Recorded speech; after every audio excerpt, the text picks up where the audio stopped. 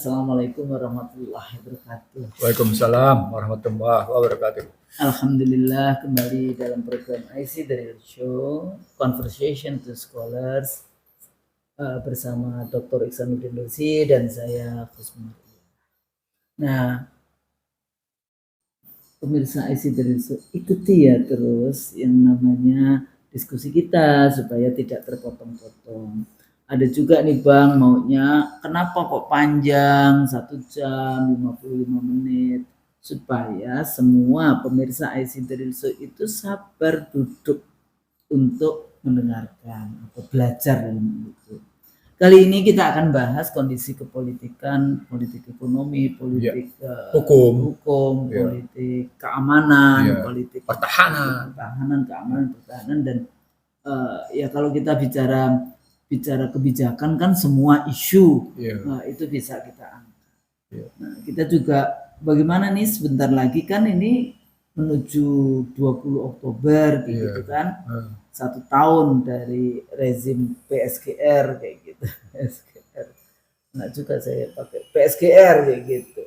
Apa Bu GR ya? Wakilnya tapi GR dalam arti yang lain juga boleh. Nah, kalau kita bahas tentang gimana kondisi kepolitikan kemarin berapa hari ini baru kemarin ya yang KPU mengeluarkan peraturan PKPU-nya nomor 37 tahun 2020 nomor 731 tahun 2025 tentang penetapan dokumen persyaratan pasangan calon presiden dan wakil presiden sebagai informasi yang dikecualikan oleh KPU. Apa sih maksudnya ini? Ada 16 poin. Setelah saya baca 16 poin itu, ya semuanya itu mestinya boleh disampaikan kayak gitu. Jadi kalau toh disampaikan itu mungkin tidak perlu namanya dikopi itu diberikan kepada semua orang, tapi dia rakyat itu punya akses ke sana. Apalagi di dalam situasi kepolitikan kita hari ini, ada isu tuntutan ijazah, ada isu tuntutan impeachment, ada isu yang seperti itu. Makanya KPU memang harusnya transparansi dan accountability terhadap itu. Salah satu prinsip Bang yang penting itu kalau menjadi anggota KPU itu adalah dia melayani rakyat, melayani pemilih. Bukan pada level supaya rakyat dan pemilih ini, rakyat yang menjadi pemilih itu, voters itu tidak kemudian ditipu oleh calon-calonnya kayak gitu ya, dengan persyaratan-persyaratan yang ada. Walaupun di dalam persyaratan itu yang paling mudah itu ya persyaratan pendidikan. Persyaratan pendidikan cuma SMA kayak gitu kan. Sementara ternyata ada SMA atau setara, dari ada paket C dan sebagainya di dalam proses itu. Tapi Anda bisa bayangkan untuk jadi anggota DPR lulus SMA tapi Anda masuk di komisi pendidikan. Kira-kira bagaimana? Ya, komisi-komisi yang itu memang membutuhkan intelektualitas tersendiri gitu untuk bisa mengatur masa depan kehidupan bangsa. Nah, atau di ekonomi gitu ya, dari bagaimana mengelola sumber daya alam, bagaimana mengelola ini. Kalau Anda tidak punya yang namanya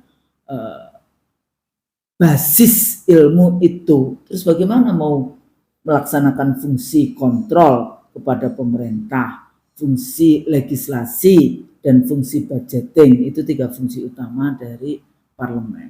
Sementara yang eksekutif di dalam konteks ini, presiden misalnya, ya memang sekarang bagus kan, PS punya lagi bahasa saya sedang bulan madu nih Bang. Jadi bicara pidato di Prancis, di ini katanya nanti juga akan pidato atau sudah ini yang di UN belum ya? Di UN dan sebagainya. Dia memang senang. Bahkan dia dulu mengatakan oman-oman. Tapi jangan salah. Tugas presiden itu sebagai tugas eksekutif to execute. Beda dengan parlemen. Karena kalau parlemen itu dari bahasa Prancis parler, ngomong-ngomong. Jadi kalau Anda anggota DPR tidak bisa ngomong, ya Anda sebenarnya tidak pantas untuk jadi anggota parlemen. Sementara kalau eksekutif masih ngomong-ngomong, Anda tidak boleh karena pekerjaannya, fungsinya adalah to execute. Jadi bagaimana policy itu diimplementasikan, sementara yang di DPR itu policy formulasi, di formulasi kebijakannya. Nah, melihat apa yang dilakukan oleh KPU, saya berpikir apa KPU ini sudah mulai ikut permainan ya, atau dia sebetulnya sudah harus kalau kita lihat rekrutmen KPU kan ya sepertinya pasti orangnya siapa, bahwa Bawaslu seringkali kita sebut bawaan siapa lo kayak gitu kan dalam konteks itu.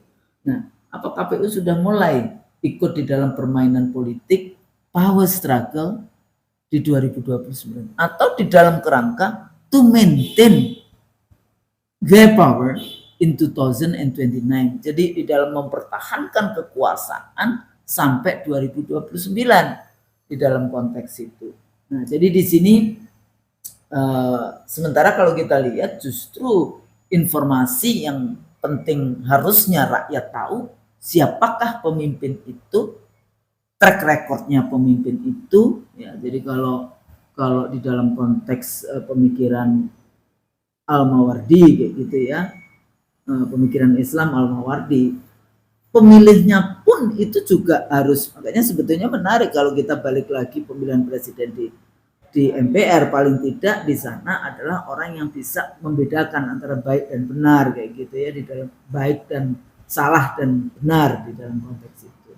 Nah, sementara kalau calonnya sendiri pemimpin ya dia punya kapasitas-kapasitas yang harusnya itu memiliki kualitas untuk mengeksekusi persoalan-persoalan, menyelesaikan persoalan bangsa. Dengan perdebatan atau dengan isu-isu yang terus-menerus, ini seperti rentetan.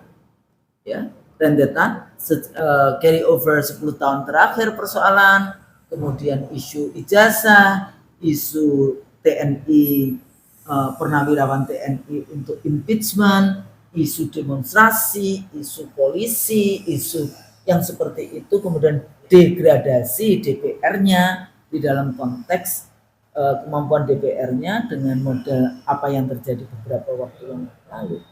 Nah, sepertinya kita menjadi ada kayak lingkaran setan ya, vicious circle di dalam konteks ini. Tingkah laku elitnya, power struggle di antara faksi-faksi ini nggak akan selesai, terutama menuju Oktober 1 tahun rezim PSGR ini. Nah, melihat rentetan seperti ini, bagaimana sebetulnya kita menjelaskan kepada pemirsa SC Show dalam konteks ini, menurut Bang Mursi? Yang pertama, kita memandang peristiwa sebagai sebuah fakta untuk melihat sesuatu di belakangnya. Yang pertama cerita tentang Indonesia Biru. Ingat ya? Indonesia Biru. Indonesia Biru itu berkaitan dengan krisis kepercayaan terhadap Joko Widodo dan Bowo. Lalu muncul lagi Indonesia Gelap. Yang kedua. Yang ketiga, isu demokrasi mati. Kalimatnya, demokrasi mati, gitu ya. Demokrasi died in the darkness. Gitu. Mati dalam kegelapan. Jadi kedua itu. Nah, dari tiga itu masih berlanjut dengan isu One Page. One Page itu karena dianggap pemberontakan Papua bawah terhadap kelompok bawah. Terakhir, sebenarnya saya menyebutnya sebagai Pink and Green Augustus. Mak-mak pakai baju pink. Siapakah dia? Operator 1, operator 2, operator 3 yang tidak saling mengenal. Jadi saya melihat itu sebagai sebuah rangkaian yang tidak putus. Nah, rangkaian tidak putus itu artinya kalau kita langsung pakai ilmu politik gitu ya, artinya ada sustainability in political distrust. Ada kesinambungan dalam ketidakpercayaan politik. Padahal dia angkanya dapat 58. Misalnya. Artinya kalau mau diambil secara menyeluruh, masih ada sisa sekitar 41. Nah, 41 ini dianggap sebagai sesuatu yang signifikan untuk mengkritisi. Maka dia berjalanlah dari mulai Indonesia Biru sampai dengan kemarin Pink and Green Agustus, pelangi dan hijau. Gitu. Bener ya pelangi ya? Bukan pelangi dong. Pink dan hijau. Nanti pelangi lain lagi. Rainbow. sorry. Enggak, rainbow-nya ini persoalan sekarang itu ya, padahal pelangi itu kan indah. Ciptaan Allah. Iya. Tapi kemudian digunakan simbol yang salah. LGBTQ. Iya, oke. Nah, kalau kita lihat dia sebagai sebuah fakta dan kita tarik dia sebagai bentuk political distrust, maka kita mestinya tahu bahwa political distrust akan berlanjut menjadi political disorder. Itulah kemarin Agustus Kelabu. Nah, kalau kita melihat dia sebagai political disorder, orang kemudian bilang itu ada upaya untuk melakukan makar. Yeah. Upaya menjatuhkan Prabowo Subianto. Itu yang disebut dengan political disobedience. Nah, ketika masyarakat melihat seperti itu, pergeseran dari political distrust menjadi political disorder dan political disobedience, orang cuma melihat sebagai sebuah fakta. Orang tidak melihat akar masalahnya. Nah, saya melihat akar masalahnya pada satu kata kunci. Kedaulatan milik rakyat sudah diambil oleh partai politik. Di tengah partai politiknya, dalam kajian Husnul Mariyah, itu gagal menjalankan peran. Jadi dalam kajian Husnul Mariyah, ketika partai politik mengambil kedaulatan rakyat dari rakyat berdasarkan konstitusi, dan partai politiknya gagal menjalankan perannya, maka akan ada pihak yang melakukan substitute to the sovereignty. Gitu kan? Siapa itu? Oligarki. Nah, ketemu tesisnya Duquesne.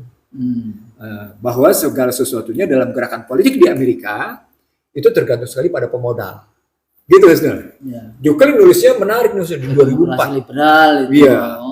Duquesne menulisnya pada 2004 setelah dia 40 tahun memperhatikan demokrasi di Amerika. Saya punya bukunya itu, Political Loss judulnya. Judul bukunya Political Loss. Tersesatnya politik. Nah, kalau kita ngambil Duquesne, kata kunci pertamanya bagaimana para pressure group bermain, kelompok masyarakat bermain, pembentuk opini bermain, lembaga survei bermain, kelompok-kelompok tokoh-tokoh masyarakat bermain, lalu kemudian ada media massa, lalu kemudian ada lembaga advertising bureau gitu, biro periklanan, lalu berikutnya ada partai politik, ujungnya kemudian pemodal. Karena itu semua tidak bisa jalan tanpa pemodal. 5 komponen tadi. Itu tesisnya Duquesne melihat Amerika dan itu terjadi di Indonesia. Gitu. Dimainkan semua, influencer, banser, tokoh masyarakat, media, lalu kemudian tokoh-tokoh berpengaruh, lalu kemudian lembaga periklanan, lembaga survei, semua dipakai. Dan ujung-ujungnya adalah soal partai politik yang tergantung pada pemodal. Semua gerakan itu di situ. Dan lagi-lagi ini malah bukannya mengatasi political distrust, ini malah memperkeruh gitu political distrust. Maka keluarlah istilah oligark. Oligarki itu sebenarnya punya makna netral, Husnul. Karena semua sistem di panggung dunia mengandung oligark. Semua organisasi pasti ada pucuk. Segitiganya itu puncak itu oligark namanya. Puncuknya itu oligark. Misalnya di Indonesia menyebutnya 29 orang. 9 partai politik, 9 yang namanya oligarki, bisnis, 9 Mahkamah Konstitusi, 1 presiden. 29 jadinya. 29 itu. 9 orang. Nah, kalau begitu ceritanya, kenapa dia tidak memperbaiki political distrust yang sudah begitu rupa yang disebabkan oleh kesalahan sistem. Nah, di sana bukti bahwa demokrasi liberal dalam sejarahnya memang tidak pernah melahirkan ketentraman dan kedamaian. Anda sebagai dosen ilmu politik, itu pasti akan bicara bahwa demokrasi liberal tidak pernah melahirkan ketentraman. Messi. Pasti melahirkan kegaduhan. Itu makanya saya bilang, dalam sebuah TV saya bilang, demokrasi liberal dimanapun melahirkan kegaduhan. Karena menempel dia, menempel langsung gitu, political Messi gitu ya. Nah, jadi Kalau kita ingin mencari kedamaian, ketenangan dalam politik, maka kata kuncinya tidak mungkin menerapkan demokrasi liberal. Itu akar masalahnya. Artinya sesungguhnya ada kesalahan besar ketika kita menerapkan demokrasi liberal. Nah, di situ akarnya. Nah, itu politiknya. Ekonominya apa? Ada kesalahan besar dalam menerapkan mekanisme pasar bebas. Politiknya. Ya, wajah politik. Wajah ekonominya begitu. Wajah sosialnya ada kesalahan besar dalam menerapkan individualisme. Nah, gitu wajah-wajahnya kan ketemu. Nah, kalau kita lihat ini akar masalahnya, mesti kita balik ke konstitusi dong. Nah, konstitusinya salah. Nah, konstitusinya salah, amandemen itu salah, dan kerangka itu. Lalu, ini kan sudah berjalan sejak 2004 hingga sekarang. Berjalan di sedemikian rupa gitu ya. Sudah akhirnya satu generasi, dan akhirnya orang ribut bagaimana mencari jalan keluar. Di sini saya ingat bagaimana presentasi saya di Mahkamah Konstitusi pada Desember 2004 ketika saya dan teman-teman menggugat undang-undang kelistrikan. Nah, dalam gugatan kita terhadap undang-undang kelistrikan itu, gitu ya, saya menggunakan tesis tentang rumah harkat martabat bangsa. Nah, rumah harkat martabat bangsa itu fondasinya kalau diambil dulu itu adalah pasal 33 ayat 1, 2, dan 3 dengan melepas ayat 4. Pasal 33 ayat 1, 2, 3 dengan melepas ayat 4 ditambah dengan kata-kata dirgantara. Posisinya begitu gitu 3 sebagai fondasi dia. Tapi nanti juga dia bukan cuma struktural fundamental di situ. Dia juga menjadi struktural fungsional karena menyangkut soal sistem perekonomian. Lalu setelah pasal 33 ayat 1, 2, dan 3 kita ketemu dengan pasal 23. Pasal 23 tentang moneter dan fiskal, tentang Bank Indonesia dan tentang BPK. Nah, ketemu di situ. Nah, pasal 23. Ketemu lagi dengan pasal 27. Tiap-tiap warga negara berhak atas pekerjaan penghidupan yang layak bagi kemanusiaan. Apa poinnya? Bahwa negara wajib menyediakan penghidupan yang layak bagi kemanusiaan. Dan lapangan kerja tentu. Melalui lapangan kerja. Itu di pasal 27 ayat 2-nya. Ketemu lagi di pasal 31 soal pendidikan. Bahwa negara wajib menyelenggarakan pendidikan. Di dalam penghidupan yang layak dan pendidikan ada soal kesehatan. Ketemu lagi di situ. Baru ketemu lagi dengan ekonomi kebudayaan. Karena negara wajib menyelenggarakan kebudayaan nasional. Baru andai kata pasal-pasal ini gagal, muncul yang namanya buffer artikel. Buffer artikel ini pasal berapa? Pasal 34. Anak miskin, orang miskin dan anak terlantar dipelihara oleh negara. Iya, ini dipelihara jadi banyak atau dipelihara diurusin. Dijaga, diurus. Pengertiannya diurus. Bukan dipelihara supaya tambah banyak. Bukan. Diurus dan karena itu bahasa lama, maka gunanya dipelihara oleh negara. Artinya negara di situ mengurus, mengelola, mengeregulasi, bertanggung jawab bagaimana mengatasi anak miskin, orang miskin dan anak terlantar, termasuk orang jompo. Padahal panti asuhan anak-anak itu negara punya. Ada. Tapi kan sebagian besar kan yang ngurusin orang miskin, anak yatim piatu gitu ya, itu kan organisasi keagamaan. Iya, artinya ada yang punya keagamaan, ada yang punya swasta biasa, masyarakat tanpa pendekatan agama, ada juga yang punya negara. Saya kebetulan punya. Iya, saya dekat dengan situasi gitu ya. Karena yang banyak yang itu ya jadi Aisyah, Muslimat, ya, dan kelompok-kelompok yang agama yang kayak gitu, gereja. Kami kebetulan dekat dengan organisasi-organisasi yang ngurusin anak-anak terlantar, anak-anak yatim kebetulan. Jadi kami melihat betul bagaimana sesungguhnya tanggung jawab pada anak-anak yatim, anak-anak terlantar itu. Dan saya terus terang kalau sudah melihat kayak gitu hati terenyuh luar biasa gitu ya. Betapa negara akhirnya kami terkadang menerima limpahan loh dari negara. Itu menerima limpahan dari negara karena negara tidak mau mengurusnya, dilempar ke kita. Kejadian tuh kalau pada keluarga agak jauh sih tapi tetap mereka jalankan. Poinnya adalah ada buffer artikel, ada buffer policy, ada kebijakan, ada aturan yang menyangga jika pasal semuanya itu tidak tercapai, maka dialokasikan penyangganya. Tapi anak miskin dan terlantar dipelihara. Semua itu hanya terselenggara berkat semangat para penyelenggara negara. Jadi pilar utamanya, jadi setelah tadi ketemu fondasinya dengan ruang-ruang pasal 23, pasal 27, pasal 31, pasal 32, dan pasal 34, ruang-ruangnya tadi gitu ya, termasuk pasal 33 sendiri, itu ada pilar utamanya. pilar utamanya adalah semangat para penyelenggara negara. Nah, kebayang nggak kalau semangat para penyelenggaranya cuma mikirin kekayaan dirinya, cuma memikirin jabatannya, cuma memikirin posisi dirinya kemana dan bagaimana diperoleh kekayaan lewat jabatan itu. Ya itu karena dia tidak mengerti aturannya atau memang ada kelakuan yang ya itu tadi. Iklim yang dibangun sejak reformasi adalah iklim di mana orang harus mencari tahta dan harta. Tahta dan harta. Jadi jabatan sebagai ukuran kesuksesan, gitu. Sukses itu kalau punya tahta dan harta. Terus kemudian flexing. Punya IG itu di pakai tas yang 400 juta, pakai kalung yang 400 juta gitu. 1,4 miliar. 1,4 miliar ya. Ya, itu urusan mereka, apakah itu halal atau haram urusan mereka. Itu urusan mereka. Enggak, tapi kan persoalannya dengan posisi-posisi jabatan itu ya.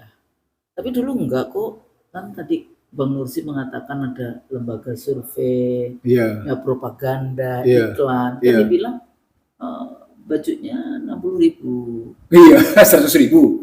Bajunya 100.000. Yang 60.000 apa? Sepatu. Ya, sepatu, celana dan sebagainya. Tapi kan itu fake. Ya, iya, enggak, maksudnya bagaimana peran dari lembaga survei, lembaga iklan memfabrikasi branding, memfabrikasi namanya. Fabrikasi citra seseorang. Iya, tapi bukan cerita. Otaknya yang diajak untuk berdebat, tapi kemudian sepertinya dia adalah orang miskin yang kayak rakyat biasa. Kan kayak gitu kan dulu. Nah, itu di situ ada istilah menarik. Kontestasi para calon itu difabrikasi lewat dua hal. Pertama lewat fabrikasi citra, gitu kan. Kemudian orkestrasi keberpihakan, seolah-olah gitu loh. Orkestrasi keberpihakan. Tapi semuanya fake, kacau kan? Semuanya fake. Saya stand for kayak gitu kan? Iya. Semuanya kan yang namanya menggunakan yang kayak gitu. Alhamdulillah. Rise and fall with the people. Jatuh bangun bersama rakyat. Itu lain lagi.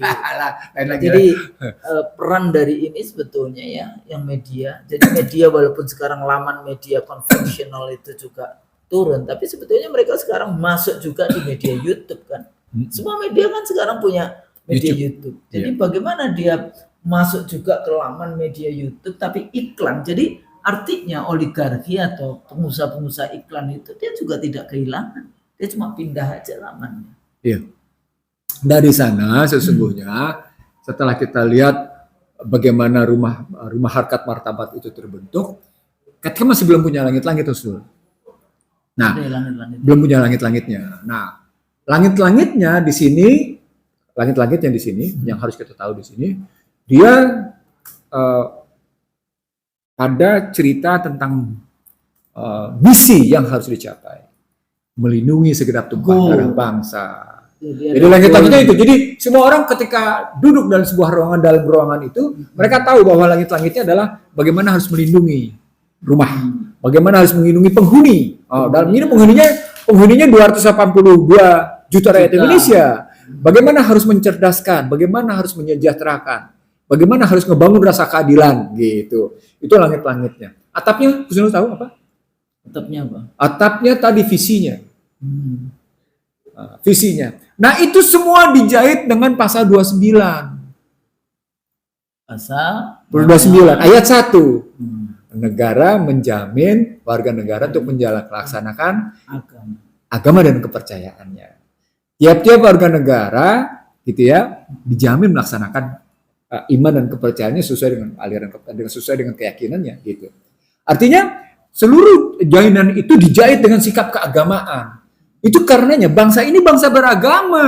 Iya, nggak boleh. Nggak bisa. Jadi rumah harkat martabat bangsa yang dibangun oleh para pendiri republik adalah rumah yang beragama, bukan rumah sekuler. Bukan rumah sekuler dan bukan rumah sekuler sebetulnya dalam konteks ini ya. Dia itu bukan ateis. Iya. Konsep sekuler tapi memisahkan. Tapi dia memisahkan antara agama dan tapi dia menjadi agama tersendiri juga. Iya, materialisme. Dia diambil agama yang itu yang simbolik gitu ya. Jadi yang sepertinya itulah yang ini. Jadi itu yang kalau pemahaman terakhir yang saya pahami tentang secularism di dalam konteks the separation between state and church kan, kalau di dalam aslinya modern nation state itu. Tapi dia bukan ateis. Kalau ateis kan sama sekali nggak percaya dengan Tuhan. Nah, makanya kita sebutnya negara beragama. Sekulernya itu tetap beragama, tapi agamanya agama materialisme. Gitu loh. Agamanya materialisme. Itu sederhananya begitu. Gitu ya.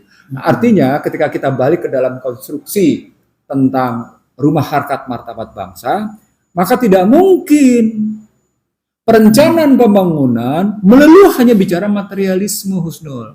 Maka tidak mungkin perencanaan pembangunan hanya bicara fisik, Husnul. Maka tidak mungkin yang namanya kebijaksanaan APBN gitu ya, hanya bicara fisik belaka, Husnul. Mengabaikan faktor pendidikan agama, pendidikan moral, mengabaikan pendidikan-pendidikan yang membangun kejujuran, mengabaikan persoalan kesehatan.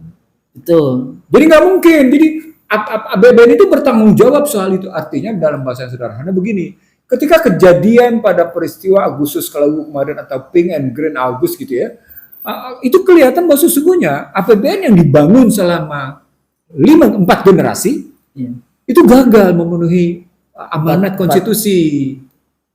Gagal dia memenuhi amanat konstitusi. Jadi bukan sekedar krisis fiskal, karena mestinya amanat itu memang menjalankan visi, misi, dan fondasi dari konstitusi itu. Itu yang kita sebut sebagai rumah harkat martabat bangsa. Nah, pertanyaan besarnya menjadi apakah sekarang rezim merah putih ini memang dalam konstruksi tadi betul-betul ngebangun rumah harkat martabat bangsa. Nah, saya kok ragu jawabnya.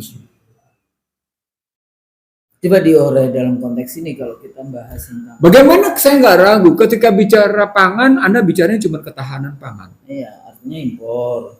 Ketika bicara energi, Anda bicara tentang ketahanan energi. Ya. Ketika bicara investasi, Anda bicara akselerasi investasi basisnya utang, pinjaman. Anda bicara dengan kayak gitu. Lalu ketika mau bicara kesehatan, Anda statusnya makanya pendekatan bergizi, makanan bergizi. Yang kemudian jadi buahnya jadi masalah gitu. Ya, saya bukan mengkritik, bukan apa-apa soal makan bergizi gratis. Poinnya adalah kenapa Anda tidak melakukan pendekatan direct ini indirect gitu loh. Dua pekerjaan yang dilakukan. Bagaimana pendekatan langsung dan bagaimana pendekatan tidak langsung. Pendekatan tidak langsung memberikan lapangan kerja seperti yang saya bilang di mana-mana. Anda hitung sekarang. Itu memang fungsi dari negara adalah menyediakan lapangan kerja, membuka lapangan kerja. Sekarang gini deh, Husnul. Di seluruh dunia begitu. Sekarang begini logikanya. Berapa jumlah pengangguran? Jumlah katakan pengangguran 25 juta. Okay. Kita sebut orang miskin 25 juta. Tapi pengangguran berapa? Jumlahnya katakan 10 juta gitu ya. Berapa dana untuk MBS? 365 triliun.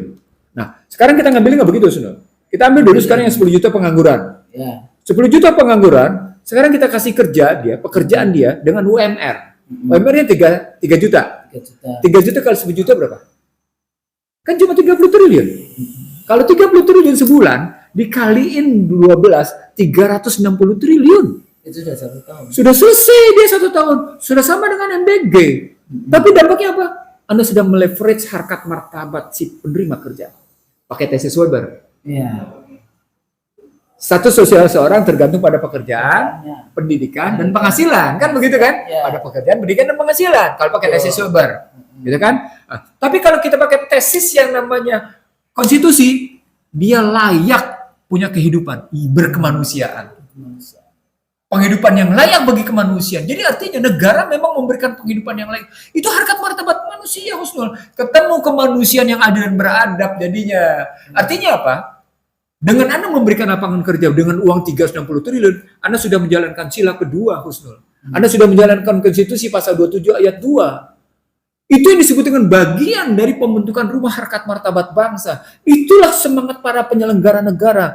Ini sebenarnya saya sedang menjawab tadi pertanyaan kita Taisi yang sebelumnya tentang bagaimana mengatasi masalah. Poinnya adalah ketika kita berhasil ngebangun rumah harkat martabat bangsa dengan penghidupan yang layak bagi kemanusiaan, apa yang sedang kita lakukan? Kita sedang memperbaiki political distrust. Kita sedang memperbaiki yang namanya social distrust.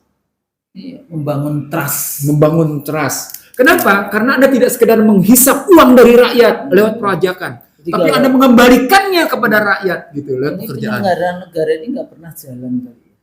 Dia cuma dari rumah ke naik mobil mewah, tertutup. Kalau jalan sebagai satu wajah kota-kota di Indonesia ya, misalnya di Jakarta, itu yang namanya anak-anak muda kelihatan sangat kuat, tapi terserap pekerjaannya jualan aqua, jualan tahu goreng, jualan kacang goreng. Itu nggak cuma di Jakarta loh. Kemarin saya pulang di kampung saya, itu juga di lampu merah juga jualan itu. Itu kan sebetulnya wajah dari kenapa anak muda yang kalau dalam konteks demografi ini adalah yang masih produktif, tapi kerjanya tidak seproduktif yang sebetulnya kerja-kerja yang harusnya negara bisa membuka. Saya sejak saya kuliah Husnul ya, saya melihat jalanan itu sebagai cerminan ekonomi, cerminan politik, cerminan sosial, cerminan hukum. Saya ngelihat jalanan. Karena kalau lampu merah ditabrak, orang naik motor kiri kanan, orang naik mobil juga kiri kanan, nggak jelas. Jadi melanggar aturan itu. The point adalah delivery system. The point delivery system itu artinya transportation. Iya. Nah, public transportasi. Artinya sekali lagi kalau kita mau ngambil cerita khusus tentang wajah bangsa ini di jalan raya, maka sesungguhnya di jalan raya justru menceritakan tentang bagaimana kondisi sosial ekonomi. Ketimpangan nampak di situ di dalamnya. Hukum yang tidak adil nampak di situ. Ketidakpercayaan satu sama lain nampak di situ. Orang saling sikut nampak di situ. Luar biasa semuanya. Tingkat ini. Padahal dulu ada loh yang waktu mau jadi presiden itu bicara bahwa menyelesaikan masalah itu di Indonesia, di Jakarta itu lebih mudah menjadi presiden. Saat menjadi presiden mudah mengatasi kemacetan kalau saya jadi presiden. Oh iya. Orangnya namanya Joko Widodo. Oh gitu ya. Nah jadi karena itu memang kalau kita melihat transportasi di satu kota berantakan, itu sebenarnya seberantakan itulah pemerintahan. Betul. Kalau kita lihat jalanan berantakan, seberantakan itulah ya namanya pemerintahan itu. Sistem sosialnya, sistem ekonominya, sistem hukumnya, semuanya kelihatan di situ. Betul sekali itu. Itulah yang Husnul maksud sebagai wajah. Jadi jalanan itu memberi pesan kepada pemakainya tentang bagaimana sebenarnya kondisi pemerintahan, bagaimana kondisi masyarakat, bagaimana kondisi politik, bagaimana kondisi sosial, bagaimana kondisi hukum gitu. Itu jalanan itu memberikan kesan itu. Nah, kalau dikembalikan dalam tema kita tentang rumah harkat martabat bangsa, itu karena tadi tidak ada yang menjalankan amanah konstitusi Husnul jadinya. Indikatornya jadi begitu, maka rumahnya menjadi berantakan Husnul gitu.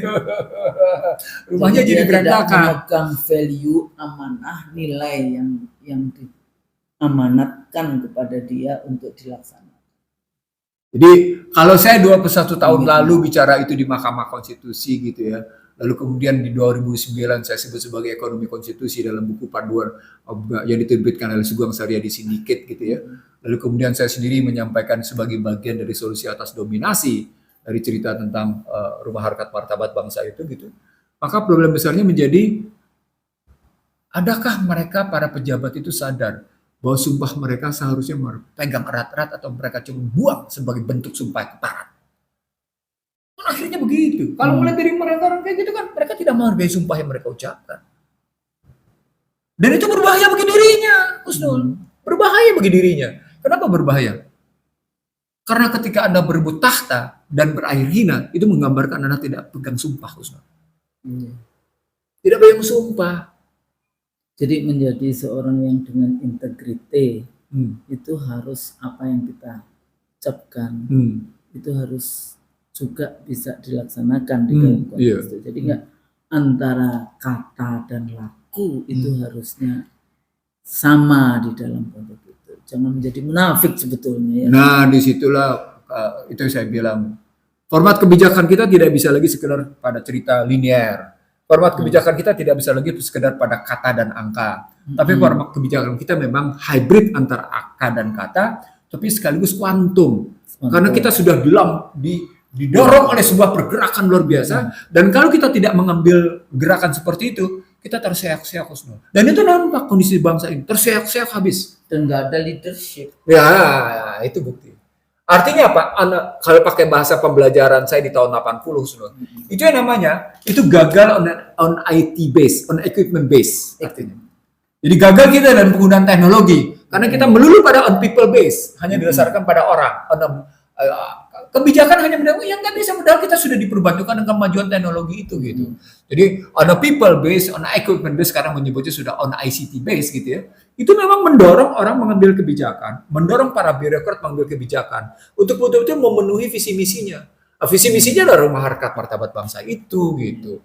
Yang harus kita. Ya kata kuncinya seperti berkali-kali kita bilang di IC The Real Show, membebaskan dari ketertindasan, kebodohan, kemiskinan, ketimpangan, kehinaan. Harus itu gitu. Isilah itu dalam APBN. Bagaimana mengisinya? Bagaimana menerjemahkan membebaskan orang dari ketertindasan? Gak boleh dong rakyat ditindas dengan pajak. Kan gitu bahasa sederhananya. Gak boleh dong rakyat ditindas, tanahnya diambil sembarangan karena mafia tanah gitu loh. Sekarang yang menjadi persoalan ini ya, berarti dulu zamannya dari era Tordesillas Zaragoza ya. Bagaimana yang namanya land grabbing kan, mereka menggunakan pasal-pasal untuk penguasaan ya, kolonialisme akhirnya dalam konteks itu. Nah kok sekarang ditiru lagi neokolonialisme. Namanya neo. Gitu. Dulu pajak itu juga sama. Dulu zamannya kolonialisme juga semua dipajaki gitu kan. Sampai kasusnya Louis keberapa itu yang di Prancis, Louis 14 yang akhirnya dipenggal lehernya kayak gitu ya. Dalam waktu itu kan juga sudah krisis, kalah perang, bangkrut, kalah perang dengan Inggris dan sebagainya. Tapi mereka gimana caranya menarik pajak. Nah, kolonialisme kan juga dengan demikian. Sama. Ya, semua dipajaki dan sebagainya yang seperti itu. Dan terutama kemudian pasal-pasalnya diubah. Ya kalau dulu dalam konteks mereka kan selalu mengatakan bahwa negara ala Eropa Barat, demokrasi ala Eropa Barat dianggapnya itu adalah universal. Sehingga kita sepertinya membacanya demokrasi, membaca negara itu seperti membaca Al-Quran kayak gitu kan.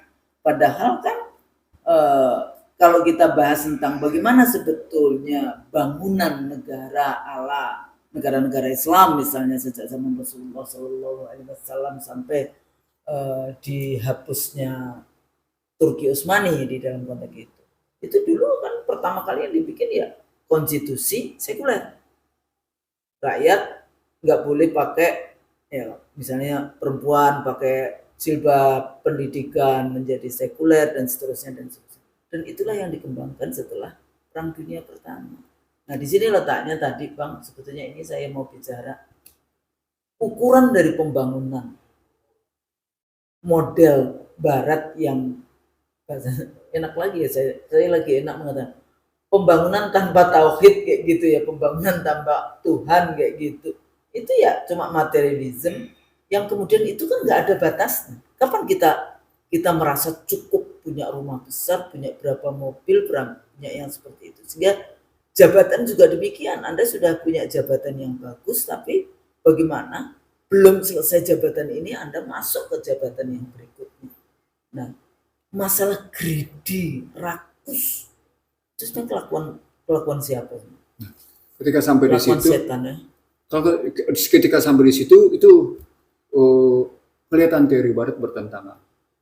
Di satu sisi mereka mengatakan greedy is good. Greedy is good. Tapi sisi lain mereka menyatakan scarcity. Scarcity sebagai sesuatu yang scarcity. Gak mungkin Anda jadi greedy kalau Anda tahu ada kelangkaan. Iya. Gak mungkin ada serakah kalau Anda tahu ada kelangkaan. Masa ada kumpulin semuanya sementara orang nggak dapat? Karena mereka juga bangun teorinya kayak gitu kan, teori Malthus 1820 itu ya. Itu juga mengatakan kayak gitu bahwa food production itu nggak sama dengan peningkatan jumlah penduduk. Ya kayak gitu kan. Akhirnya kan greedy ini terus kita dilarang-larang punya anak yang kayak gitu-gitu. Sama seperti COVID kemarin. Iya. Sebetulnya ngasih di populasi itu kan. Iya makanya lagi balik di situ. Nah, ini ngejawab Husnul. Rumah harkat martabat bangsa itu tidak mengenal scarcity. Karena di belakang pasal 29 tadi ada soal berkat rahmat Allah yang maha kuasa dan didorongkan dan didorongkan oleh keinginan luhur untuk berbangsa dan bernegara. Gitu jadinya. Jadi artinya orang-orang yang pegang sumpah jabatan dalam rangka membangun rumah harkat martabat bangsa sadar betul bahwa ini ada juga kekuasaan Allah campur tangan dalam kebijakan itu gitu. Makanya kalau saya selalu kalau baca nih investasi ini, kalau mendengarkan bagaimana pejabat yang amat sih emang yang ngasih rezeki di kita ini manusia ini adalah investor. Itu kan cuma alat aja kalau kayak gitu. Nah, tinggal yang memiliki maha rezeki itu kan Allah, pintu rezeki aja macam-macam gitu, banyak bersyukur, banyak istighfar, punya anak, punya rezeki anak, rezeki rutin, rezeki yang tidak disangka, banyak lah. Kalau itu dipraktekkan di dalam oleh para tadi ya penyelenggara negara, kenapa mesti takut? Cemas itu kan sepertinya kita nggak punya Tuhan, ya kan? Kalau kita sampai kebeli, gitu ya, kebeli dengan jualan kecemasan ala liberalisme, ala neoliberalisme, ala Barat di dalam konteks yang seperti ini kan susah. Walaupun di Barat perkembangan di dalam konteks ini menarik juga. Iya, tapi paling tidak mereka tetap belum bisa menghilangkan mensari waswasil khonas. Iya, masih was-was. Dan itu apalagi pada senior citizen itu juga parah, itu luar biasa. Ya, nanti kalau sudah, nanti kalau saya pensiun, rumah saya ya siapa yang akan biayain? Ya udah serahkan nama Allah. Nanti kalau sudah habis rezeki kita ya kita akan bertemu dengan Allah kayak gitu kan. Kan lebih enak ketemu dengan Allah dibandingkan ketemu dengan kalian kayak gitu kan. Ya kayak gitu, cuma sanggup kita gimana nih Bang ya, gitu. Masya Allah. Kalau kita ingat mati kan artinya dengan kita ingat bahwa nantinya astagfirullahaladzim, dengan kita ingat bahwa semua kebijakan pada saat kita jadi pejabat penyelenggara negara, apalagi presiden, itu tanggung jawabnya nanti yang menghisap kita, yang itu akan 282 juta kurang satu presidennya kan. Dalam konteks itu, jadi nggak mudah. Apalagi hari ini Bang, berita-berita ya, jadi pacar bunuh pacarnya sampai motong-motong. Itu kemarin saya pulang, suami nembak istrinya karena istrinya nggak bersedia dikasih mobil medium, mintanya premium. Terus kemudian tapi pada level yang lain juga ada nih, di mana di beberapa kabupaten Gunung Kidul, Nganjuk, Magetan, Blitar yang mendatangi Dukcapil mengubah agama, pergantian agama menjadi penganut kepercayaan terhadap Tuhan Yang Maha Esa. Gitu ya. Ini udah data-data dari kemarin ini rame di ini, karena ya saya memperhatikan itu karena kita biasa dulu zamannya di KPU pada saat bikin database kependudukan itu kan salah satunya juga tetap agama dimasukkan, walaupun perdebatan ini waktu itu kan di Kemendagri nggak perlu agama dan sebagainya. Nah persoalannya kalau kita Muslim, Anda mati di jalanan, KTP-mu nggak ada agamanya, terus mau dikubur dengan cara apa? Bagaimana kalimatnya berkata rahmat Allah Maha Kuasa di alinea 3 paragraf 3, lalu di alinea 4 paragraf 4 salah satunya berdasarkan ketuhanan yang Maha Esa. Itu gimana tuh? Apa itu tidak beragama? Lalu di 29 dirumuskan kayak itulah gitu. Dulu katanya Bung Hatta mengatakan agama dan kepercayaan, maksudnya kepercayaan kepada agama itu, bukan agama kepercayaan. Gimana itu? Tapi ya kita dulu karena animisme dinamisme ya itu menjadi bagian dari tradisi. Nah itulah yang akhirnya kita masuk kesulitan kita membangun rumah harkat martabat bangsa karena value kita untuk hal-hal begitu sudah jelas mestinya beragama tapi menjadi tidak beragama. Poinnya itu gitu. Saya kira gitu Saudara, bahwa pilar-pilar rumah harkat martabat bangsa ini sangat tergantung pada semangat para penyelenggara negara. Sementara kalau semangat para penyelenggara negaranya adalah orang-orang yang coba melulu berpikir tentang tahta dan harta, tidak peduli bangsa ini mau kemana, ya sudah. Apalagi hanya berpikir only experience in this world. Iya, gitu ya. Ya. Jadi nggak berpikir nantinya semua tingkah laku kita akan kita pertanggungjawabkan di depan Sang Maha. Ya, Maliki Yaumiddin kayak gitu kan. di dalam konteks itu ya akhirnya mudah sekali mau korupsi, rakus, apa dipikirnya negara ini milik dirinya. Waktu itu pernah Bang, saya jadi waktu itu Bang Nursi jadi juga nggak ya? Kita jadi panelis bertanya nih, waktu itu masih pilgub. Saya tanya gimana nih hubungan antara gubernur dengan presidennya, karena DKI itu kan satu wilayah dengan ibu kota kayak gitu. Ya jawabannya enak aja. Ya hubungannya baik-baik saja. Terus akhirnya saya tanya lebih jauh, dia mengatakan ya gampang kok ngurus ini. Ngurus seperti ya bisnis. Nah kalau ngurus seperti bisnis, memang ini bisnisnya nenek kita. Dia nggak baca tuh. Barat aja mengakui it's really different kata Krugman antara manajemen korporasi sama government. Itu Krugman aja nulisnya kayak gitu. Udah orang liberal tuh Krugman tuh. Beda, karena di dalam bisnis hanya berpikir untung. Di dalam pemerintahan pelayanan. Iya. Ya kan, care kepada penduduk. Maka ketika satu rejim banyak dikuasai oleh para pengusaha, jadilah kemudian mereka mencarinya harta, tanpa tanggung jawab kepada. Jadi, takhta itu digunakan untuk mencari harta. Karena mereka memang latar belakangnya pengusaha. Dan rakus. Iya. Ya, dia pikir ini semua punyanya dirinya sendiri. Saya pikir itu udah kembali lagi ya leadership. Iya. Kita dulu belajar ingar sosok lodo ing madya mangkar soto turian. Tapi ya nggak ada teladan di dalam konteks itu. Nah, lihat beberapa video kita yang banyak sekali bicara tentang leadership. Dan leadershipnya bukan janitor, tapi leadershipnya apa Bang? The real fighter, the real leaders, the real fighters, the real leaders. Real fighters, the real leaders. Yang berjuang untuk kepentingan amanah dari konstitusi. Saya pikir itu. Mudah-mudahan bermanfaat. Terima kasih. Salah itu dari kami berdua, dan yang benar hanya dari Allah semata. Amin. Assalamualaikum warahmatullahi wabarakatuh. Waalaikumsalam warahmatullahi wabarakatuh.